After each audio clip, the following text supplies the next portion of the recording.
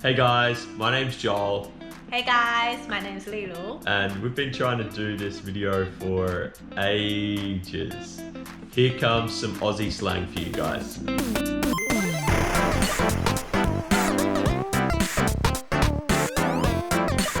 Hey guys, so every week on our Instagram account, we post up some Aussie slang for you.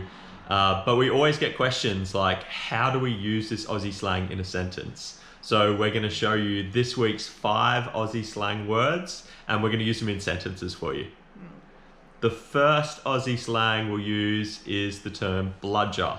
So bludger means a lazy person, and you can describe it as someone being a bludger. So you can say, that person, they're a bludger. And that means that person is a lazy person.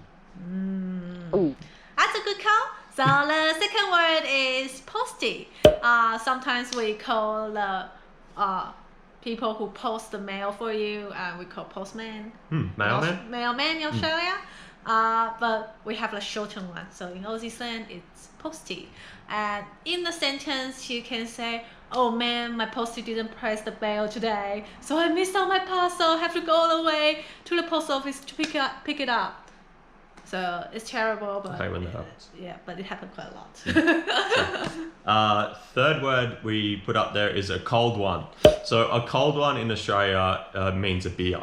So you might say to someone, hey mate, can you get me a cold one? And then they'd get you a beer. Oh, awesome. They'd get you one of these. It's not my turn. This is the fourth word for today. It's shout. So if anyone say, this is my shout, just nod your head, say yes, yes, yes. Because that means he's going to pay for your drink. You shout someone, right? Yeah, I do. I shouted your coffee this morning, did I? Yeah, you did. You shouted me. Yeah. So you bought me a coffee. Exactly.